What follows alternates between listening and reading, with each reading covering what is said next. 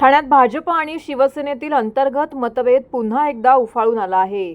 उपमुख्यमंत्री एकनाथ शिंदे आणि भाजप आमदार व वनमंत्री गणेश नाईक यांच्यात एकमेकांवरती आरोपांच्या फैरी सुरू असतानाच ठाण्यातील गडकरी रंगायतांमध्ये वनमंत्री गणेश नाईक यांचा जनता दरबार घेण्यात आला आहे।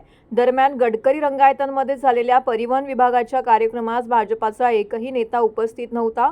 वनमंत्री गणेश नाईक यांनी देखील दांडी मारली होती। आता त्याच गडकरी रंगायतांमध्ये गणेश नाईक यांचा आज जनता दरबार भरवण्यात आला होता। तर कथित TDR घोटाळ्यावरून वनमंत्री गणेश नाईक आणि उपमुख्यमंत्री एकनाथ शिंदे यांच्यात जोरदार राजकीय वाद पेटला आहे।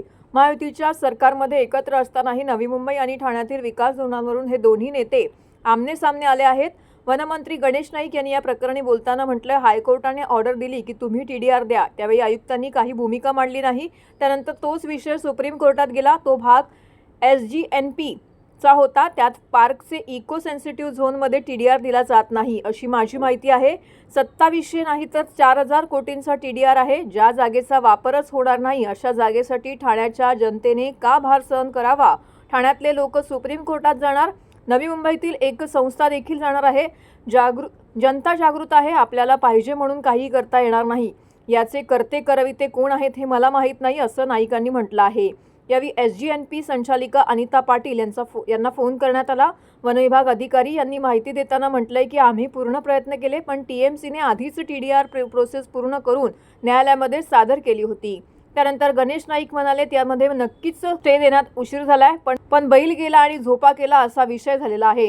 डेटा सेंटरला मोठ्या प्रमाणामध्ये वीज पाणी लागते। नॉईज पोल्युशन तिथे होते। डेटा सेंटर हवे PM यांनी सांगितले आहे, पण या सेंटरला माझा वैयक्तिक विरोध आहे असंही ते पुढे म्हणाले। त्या कार्यक्रमाच्या गैरहजेरीवरती बोलताना गणेश नाईक यांनी म्हटलंय की कोणता कार्यक्रम झाला?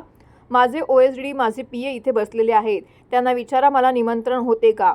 मला निमंत्रण नव्हते, पण मला त्याचे काही नाही वाटलं। मान देऊन जर कोणी बोलवलं तर आम्ही जातो। तरी मी काही राग मानत नाही, मी काही नाराज होत नाही अशी प्रतिक्रिया देखील त्यांनी दिली आहे। संजय गांधी राष्ट्रीय उद्यानातील जमिनीच्या मोबदल्यात एका खासगी कंपनीला 2800 कोटी रुपयाचा विकास हस्तांतरण हक्क देण्याची प्रक्रिया सुरू झाली।